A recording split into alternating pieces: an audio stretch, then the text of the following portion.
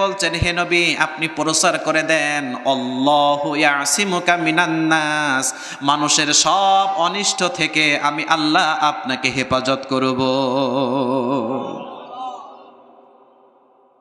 এখন বাঁচানোর দায়িত্ব নিচ্ছেন কে? আল্লাহ। জোরে বলেন কে? আল্লাহ যদি কাউকে বাঁচানোর সিদ্ধান্ত নেয়, পৃথিবীর সকল মানুষ যদি পরিকল্পনা করে তাকে মারতে চায়, আল্লাহর কসম করে বলি তাদের পরিকল্পনা মোটেও বাস্তবায়ন হবে না। হে নবী আমি আল্লাহ আপনাকে বাঁচাবো।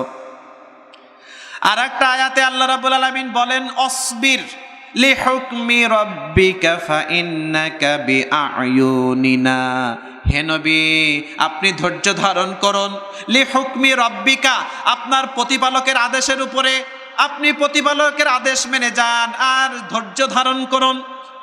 আল্লাহর হাবিব সাল্লাল্লাহু আলাইহি ওয়াসাল্লামকে আল্লাহ রাব্বুল আলামিন বলছেন, হে নবী ফাইন্নাকা বিআয়ুনিনা, অবশ্যই অবশ্যই আপনি আমার চোখের সামনেই আছেন। হে নবী আপনি ধৈর্য ধারণ করে সামনের দিকে অগ্রসর হন। আমি আল্লাহ যে আপনাকে দেখছি না বিষয়টা এমন।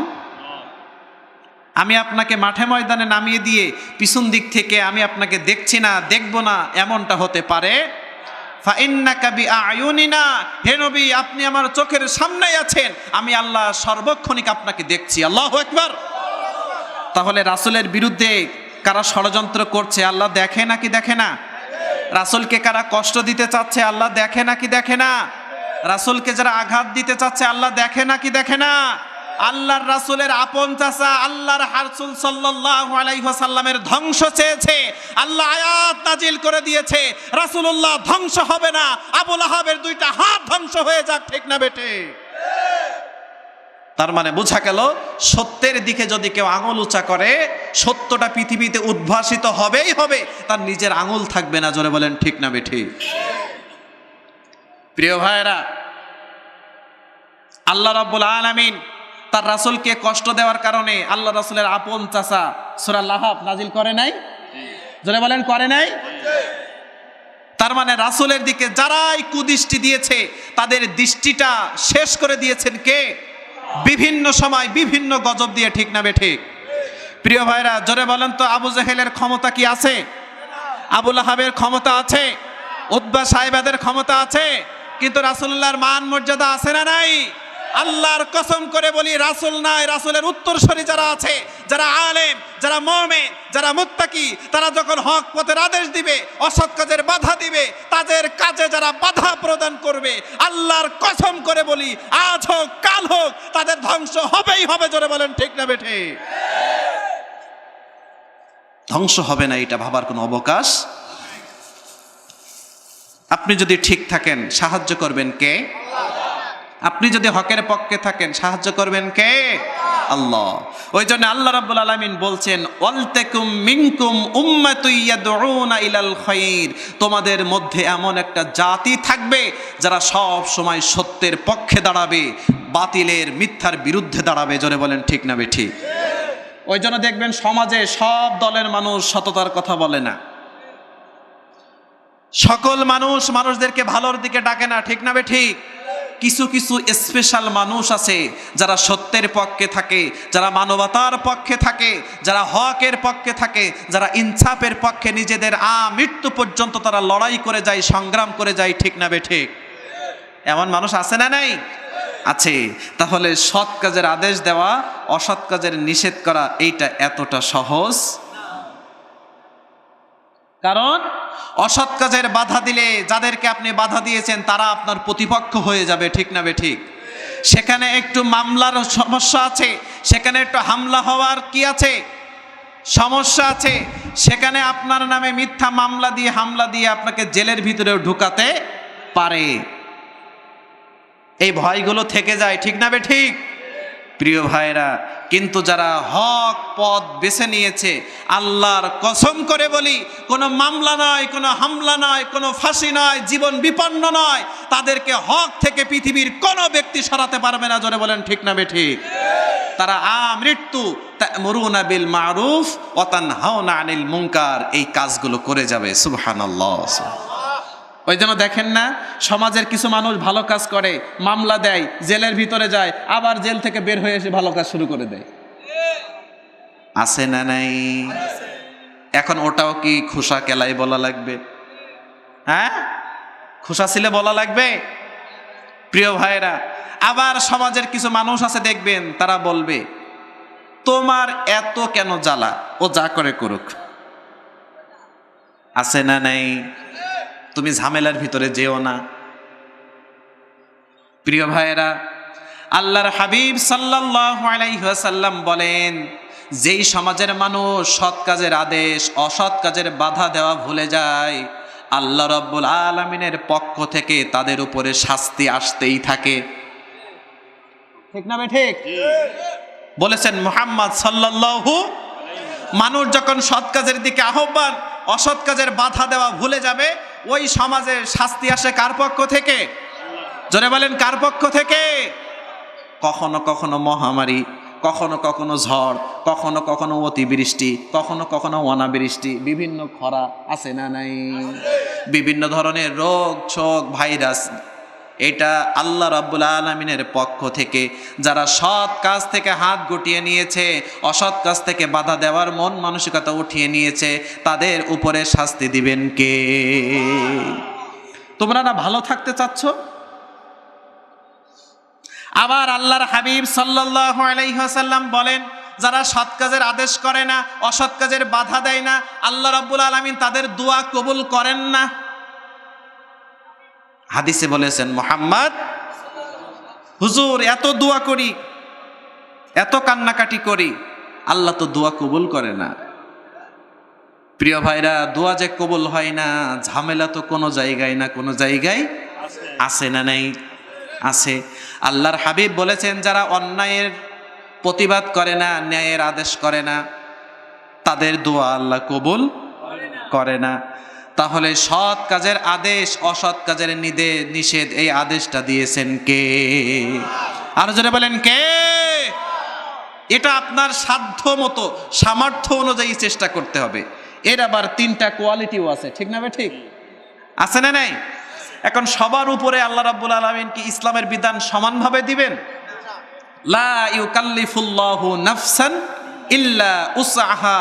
আল্লাহ আপনার কাঁধের উপরে এমন কিছু চাপিয়ে দিবেন না যেটা আপনি বহন করতে পারবেন না। কারণ ইসলামের বিধান আপনার উপরে এমন কিছু আসবে না যেটা আপনি পারবেন না, ঠিক না? ঠিক। কিন্তু সামর্থ্য অনুযায়ী চেষ্টা করার দরকার আছে না নাই? আল্লাহর হাবিব সাল্লাল্লাহু আলাইহি ওয়াসাল্লাম বলেন, মান রাআ মিনকুম মুনকারান ফালইয়ুগাইয়িরহু বিয়াদিহি ফাইল্লাম ইস্তাতি' ফাবিলিসানিহি ফাইল্লাম ইস্তাতি' ফাবিকলবিহি যালিকা আযআফুল ঈমান। জবান ছেড়ে বলেন সুবহানাল্লাহ। আল্লাহর হাবিব অন্যায়ের বাধা দেওয়ার তিনটা ক্যাটাগরি বলেছেন। কয়টা? জোরে বলেন কয়টা? এক নম্বরে, তুমি অন্যায় দেখেছো, তোমার শক্তি আছে, সামর্থ্য আছে, হাত দিয়ে অ্যাকশনে যাও, ঠিক না? ঠিক। আপনার শক্তি আছে, সামর্থ্য আছে, প্রশাসনিক ক্ষমতা আছে, দলীয় ক্ষমতা আছে, আপনার সমাজে পাওয়ার আছে, প্রতিপত্তি আছে, আপনি পারবেন যে এইটাকে একটু হাত দিয়ে বাধা দেওয়ার। হাত দিয়ে বাধা মানে শুধু হাত দিয়ে না, সেটা প্রশাসনিকভাবে হতে পারে, বিভিন্নভাবে আপনার ক্ষমতা বলে হতে পারে, ঠিক না? ঠিক। আপনার সাধ্য অনুযায়ী আপনার হাত দিয়ে প্রতিহত করতে হবে যে অন্যায়টা তো আমি করি না, আবার অন্যায়ের সাপোর্টও করি না, যারা অন্যায় করে তাদেরকে আমি ছাড়েও দেই না, ঠিক না? ঠিক। আল্লাহর হাবিব বলেন, যারা এইটা করতে ব্যর্থ হবে, পারবে না, শক্তি নাই, সামর্থ্য নাই, তারা যেন জবান দিয়ে ভাষণের মাধ্যমে মানুষদেরকে ফিরিয়ে আনার চেষ্টা করে,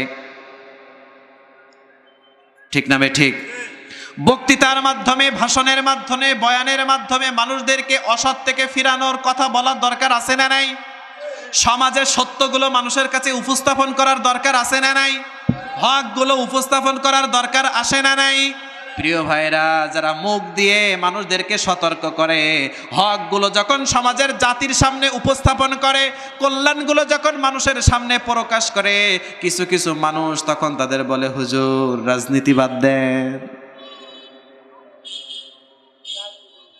তার মানে হকটা বলা কি রাজনীতি নাকি? হ্যাঁ, মিথ্যার বিরুদ্ধে বলা রাজনীতি নাকি? যিনি রাজনীতি করেন তারও দায়িত্ব এই হকের পক্ষে থাকা, অন্যায়ের বিরুদ্ধে থাকা। ঠিক না বে ঠিক?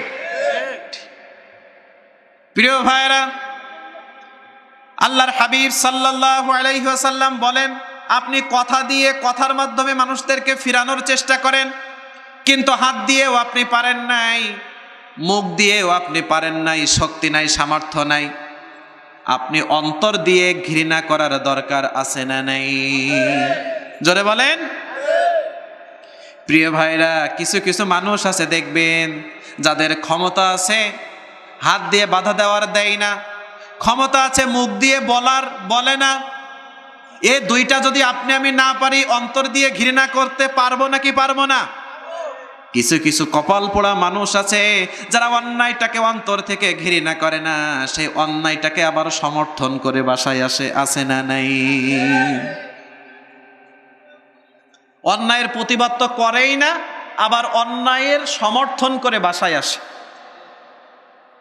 রাসূল বলেছেন, তুমি যদি অন্যায়টাকে ঘৃণা করতে পারতে, তারপরেও তোমার ভিতরে ঈমানের কিছু ছিল। এখন যদি সেই অন্যায়টাকে ঘৃণা করে, অন্যায়টাকে সমর্থন করে আসি, আল্লাহর কসম করে বলি, ঈমানের কোনো কিছু আমার ভিতরে আর নাই। ঠিক না ঠিক? যখন মানুষ অন্যায়টাকে সমর্থন করে, তার মানে তার ভিতরে ঈমান থাকলে কি সে কখনো পারে? যারা বলেন পারে। এমন কিছু মানুষ আছে যারা দেখবেন হাত দিয়েও পারে না, অন্তর দিয়েও পারে না, কিন্তু অন্যায়টাকে অন্তর থেকে এমন ঘৃণা করে যেটা তাদের চেহারা দেখলেই ফুটে ওঠে। ঠিক না বে ঠিক? যে অন্যায়ের সাথে আমরা কেউ নাই। প্রিয় ভাইরা, অন্যায়ের সাথে আপোষ চলে নাকি? যারা বলেন চলে। চলে। তাহলে এটা হলো ঈমানি দায়িত্ব, অন্যায়ের বিরুদ্ধে থাকা। ঠিক না বে ঠিক? প্রিয় ভাইরা, আল্লাহর হাবিব সাল্লাল্লাহু আলাইহি ওয়াসাল্লাম, তার কাছে একজন ব্যক্তি এসে বললেন, ইয়া রাসূলুল্লাহ, ইয়া হাবিবাল্লাহ, ভালো মানুষ কারা? কি জানতে চাইলেন? ভালো মানুষ সম্পর্কে জানতে চাইলেন। আল্লাহর হাবিব সাল্লাল্লাহু আলাইহি ওয়াসাল্লাম 3 শ্রেণীর মানুষের কথা বললেন। কয় শ্রেণীর? প্রথম নম্বর তারা, আল্লাহর হাবিব বলেন, ভালো মানুষ তারা যারা সব সময় আল্লাহকে ভয় করে, যার ভিতরে তাকওয়া আছে, ওই ব্যক্তি হলো ভালো মানুষ। সুবহানাল্লাহ। বলেছেন কে? মুহাম্মদ সাল্লাল্লাহু। রাসূলের কাছে এসে একজন ব্যক্তি বললেন, ইয়া রাসূলুল্লাহ, ভালো মানুষ কারা? রাসূল প্রথমে বললেন, যাদের ভিতরে কি আছে? তাকওয়া আছে, যারা আল্লাহকে ভয় করে। প্রিয় ভাইরা, আল্লাহর ভয় কি শুধু 2-1 জায়গায় থাকবে নাকি সকল ক্ষেত্রে থাকবে? শুধু নামাজে থাকবে, রোজায় থাকবে, হজে থাকবে, জাকাতে থাকবে, ব্যবসায় থাকবে না? হ্যাঁ, ব্যবসায় আল্লাহর ভয় দরকার আছে না নাই? যারা ব্যবসায় আল্লাহর ভয় রাখবে, আল্লাহর কসম করে বলি, ওই ব্যক্তিরা কখনো ওজনে কাউকে কম দিতে পারে। যারা ব্যবসা করতে করতে আল্লাহর ভয় রাখবে, তারা খাদ্যে কখনো ভেজাল দিতে পারবে না।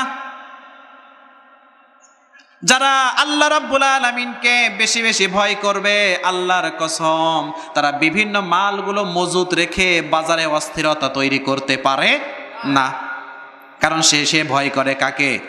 ব্যবসা করলে নীতি নিয়ে ব্যবসা করার দরকার আছে না নাই? প্রিয় ভাইরা, আপনি কি শুধু ব্যবসায় আল্লাহকে ভয় করবেন, চাকরিতে আল্লাহকে ভয় করার দরকার আছে নাকি নাই? চাকরিতে আল্লাহর ভয় নাই? যেই ব্যক্তি চাকরিতে আল্লাহ রাব্বুল আলামিনের ভয় করবে, আল্লাহর কসম করে বলি, ওই ব্যক্তির কাছে যদি লক্ষ লক্ষ টাকা ঘুষের অফার আসে, যেই ব্যক্তি আল্লাহকে ভয় করে, ওই ব্যক্তি ঘুষের টাকা কখনো গ্রহণ করতে পারে না। কারণ সে ভয় করে কাকে? জোরে বলেন। আল্লাহ রাব্বুল আলামিনকে ভয় করে। প্রিয় ভাইরা, এখন আপনি ব্যবসায় আল্লাহকে ভয় করলেন, নামাজে আল্লাহকে ভয় করলেন, রোজার ভিতরে আল্লাহকে ভয় করলেন, আপনি চাকরির ভিতরে আল্লাহকে ভয় করলেন। এখন রাজনীতি যারা করে, তাদের ভিতরে আল্লাহর ভয় থাকা লাগে না? হ্যাঁ, হুজুর এত সময় ঠিক ছিল, এখন কেমন কেমন লাগে। প্রিয় ভাইরা, চাকরি বাকরি, ব্যবসা বাণিজ্য, লেনদেনের ভিতরে যেমন আল্লাহর ভয় থাকতে হবে, রাজনীতি যারা করবেন তাদের ভিতরেও আল্লাহর ভয় দরকার আছে না নাই? রাজনীতির ভিতরে আল্লাহর ভয় এখন বেশি নাকি কম? জোরে বলেন। আল্লাহর কসম করে বলি, রাজনীতির ভিতরে যদি আল্লাহর ভয় থাকতো তাহলে নিরপরাধ মানুষগুলোকে মানুষ অপরাধী বানাতে পারতো না। জোরে বলেন ঠিক না বেঠিক? যারা হকের পক্ষে থাকে তাদের নামে মামলা দিতে পারতো না। রাজনীতির ভিতরে যদি আল্লাহর ভয় থাকতো, এই ব্যক্তিটা নির্দোষ, তারপরে জানার পরেও বছরের পরে বছর, বছরের পরে বছর জেলের ভিতরে পুড়িয়ে রাখতে পারতো না। জোরে বলেন ঠিক না বেঠিক? রাজনীতির ভিতরে যদি আল্লাহর ভয় থাকতো, আল্লাহর কসম 10 কেজির চাউল কখনো 8 কেজিতে দিত না। কারণ মুমিন তো সব সময় আল্লাহকে ভয় করবে। রাজনীতি যারা করে, যারা আল্লাহকে ভয় করে, তারা রডের পরিবর্তে বাঁশ কখনো দিতে পারে। এমন এমন অনেক জায়গায় আমরা দেখি একটা স্থাপনা তৈরি হচ্ছে, কিন্তু তৈরি হতে হতে ভেঙে যাচ্ছে। আছে না নাই? হ্যাঁ, যদি এই বিল্ডিং গুলো আল্লাহকে ভয় করে মানা হতো, যে জায়গায় যতটুকু সিমেন্ট দেওয়া দরকার, যে জায়গায় যতটুকু রড দেওয়ার দরকার, আল্লাহর কসম করে বলি সেই ব্যক্তিটা দিত। ঠিক না বেঠিক? যেহেতু আল্লাহর ভয় নাই, ওই জন্য এই কাজের এই বেহাল অবস্থা হয়ে গেছে। প্রিয় ভাইরা, ওই জন্য জীবনের প্রত্যেকটা ক্ষেত্রে যারা আল্লাহকে ভয় করবে তাদেরকে ভালো মানুষ বলেছেন মুহাম্মদ সাল্লাল্লাহু। আবার যারা মাঠের ভিতরে কাজ কাম করবে, অর্থের বিনিময়ে জন মজুরি কিরিসানি দিবে, তাদেরকে আল্লাহর ভয় লাগবে না? হ্যাঁ, সকাল থেকে দুপুর পর্যন্ত মালিক এই টাইমটুকু আপনার অর্থের বিনিময়ে ক্রয় করে নিয়েছে। এখন আপনি শক্তি আছে, সামর্থ্য আছে, আপনি পারবেন বটে, কিন্তু করলেন না। এটা আল্লাহর ভয় হইল? আল্লাহর ভয় করব, টাকা যতটুকু নেব হালাল করে নেব, এমন নীতি আছে অনেক মানুষের। ঠিক না বেঠিক? আবার অনেকেই আছে যে পারবে কিন্তু করবে না, ফাঁকি দিবে, একটু হেয়ালি করবে, এমন মানুষ আছে না নাই? আছে। তাহলে আল্লাহর হাবিব প্রথম ভালো মানুষের তালিকায় যাদের নাম বললেন, তারা কারা? যারা সর্ব অবস্থায় ভয় করবে কাকে? আল্লাহকে। এখন এই জিনিসটা আমাদের ভিতরে অভাব আছে না নাই? সব জায়গায় কি আমরা আল্লাহকে ভয় করি? হ্যাঁ, কথা বলার সময় আল্লাহর ভয় আছে না নাই? কিন্তু আমরা হর হামেশায় এক একটা কথা মুখ দিয়ে বলে ফেলি। আছে না নাই? একটা মুখ দিয়ে একটা মানুষকে হেয় প্রতিপন্ন করে ফেলি, গালি দিয়ে ফেলি, কখনো খারাপ কথা করে ফেলি, তার নামে বদনাম তো আছেই। এমন মানুষ আছে না নাই? তার মানে ওই ব্যক্তি যদি কথা বলার সময় আল্লাহকে ভয় করত, আল্লাহর কসম করে বলি, একজন অপর মুসলমান ভাইয়ের বিরুদ্ধে সে এই সমনের কুৎসামূলক কথা বলতে পারত। তাহলে জীবনের প্রত্যেকটা ক্ষেত্রে আল্লাহর ভয় করবে যারা, রাসূল বলেছেন ভালো মানুষ তারা। দ্বিতীয় নম্বরে আল্লাহর হাবিব সাল্লাল্লাহু আলাইহি ওয়াসাল্লাম বলেন, যারা সৎ কাজের আদেশ দিবে, অসৎ কাজের বাধা দিবে, ওই ব্যক্তিরা হলো ভালো মানুষ। সুবহানাল্লাহ বলবেন না? এখন আপনি আমি বিবেকের কাছে হাত দিয়ে বলেন তো, এই ভালো কথা, সৎ কাজের আদেশ, অসৎ কাজের নিষেধ, এটা কি এখন আমরা করি নাকি পাশ কাটিয়ে চলে যাই? আমরা ছোট থাকতে দেখতাম, আমরা যদি একটু বাজারে যেতাম, সন্ধ্যা হয়ে যেত, বাবারা চাচারা যারা থাকতেন তারা অনেক সময় মায়ের দিয়ে বাসায় পাঠাই দিতেন যে সন্ধ্যার পরে তোমার বাজারে কি পড়াশোনা নাই? এখন কি এই জিনিসগুলো আছে? বিলুপ্ত হতে চলেছে। আর বাবা চাচা অন্য কোনো মুরব্বী মানুষের সামনে সিগারেট খাওয়া, এইটা তো কল্পনাই করা যায় না।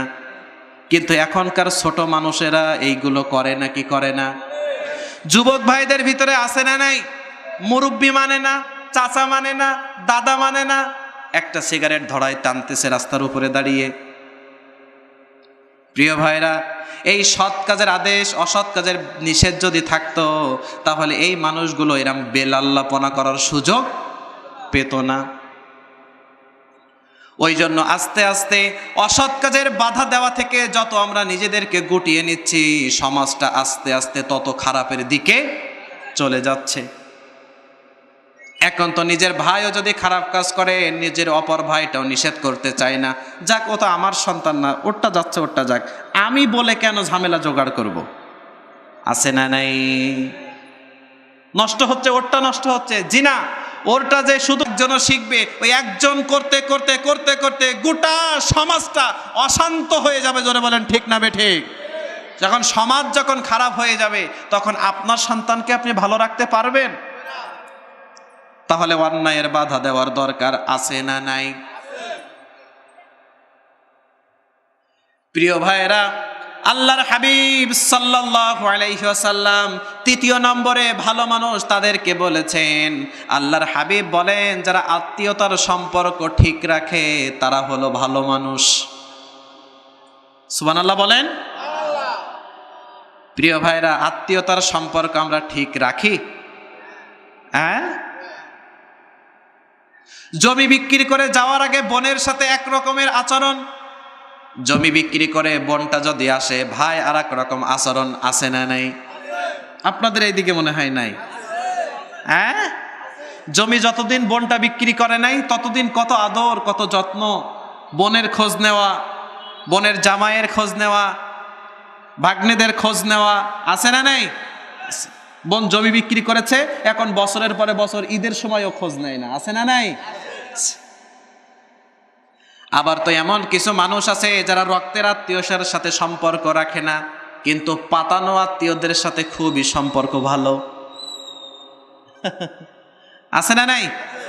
কার সাথে বোন পাতিয়েছে, কার সাথে ভাই পাতিয়েছে, এমন পাতানো আত্মীয় আছে না নাই?